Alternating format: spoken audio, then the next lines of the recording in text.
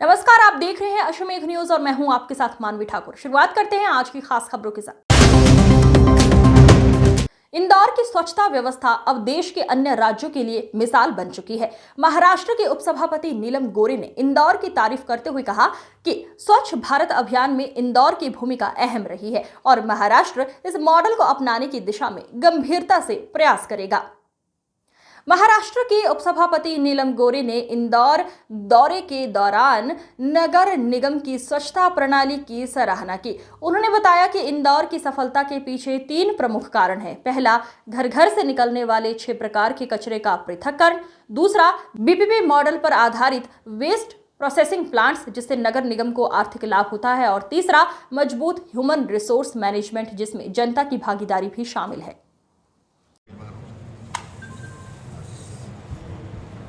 अब मैम वक्त बिल को लेकर एक मिनट, मैं सबसे पहले जिस मीटिंग के लिए आई हूँ उसके बारे में 2 शब्द कहना चाहूँगी।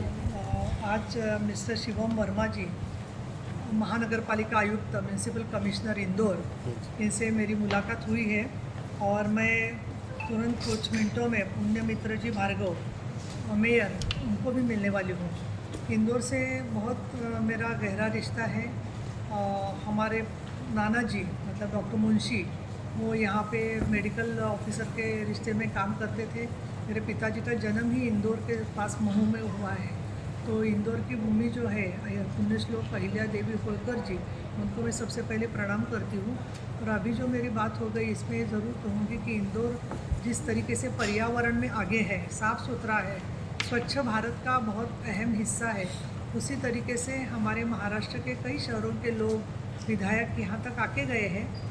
क्योंकि लेकिन महाराष्ट्र में अभी नई फिर सरकार फिर एक बार चुन के आई है, जिसमें देवेंद्र जी फडणवीस साहब चीफ मिनिस्टर है और एकनाथ जी शिंदे उप मुख्यमंत्री है, जिनके साथ मैं काम करती हूँ। मैं उस पार्टी के नेता भी हूँ।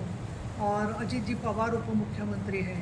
तो ये सब अनुभव जो है वो हमारा पूरा मुंबई का MMR रीजन और पुणे, जलगांव, नासिक, हर जगह के लिए बहुत उसका फ़ायदा होगा।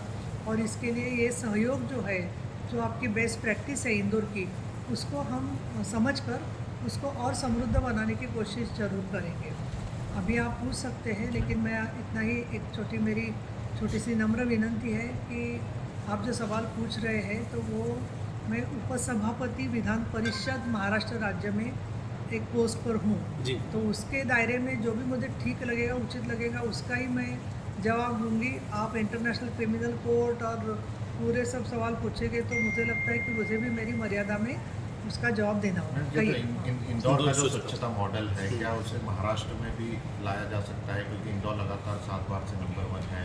यहाँ के कामों को देखने के लिए कई बार महाराष्ट्र के भी दल जो है वो आ चुके हैं। जी बिल्कुल, मुझे आज मैंने वो प्रेजेंटेशन जो वेबसाइट पर है वो भी देखा था, लेकिन मिस्टर वर्मा से जो 3 मुद्दे सामने आ गए, उसमें एक तो है कि 6 तरीके का यहाँ पे ये जो घन कचरा है उसका सब पूरा सेग्रीगेशन होता है, पृथक्करण होता है, वो बहुत अच्छी बात है।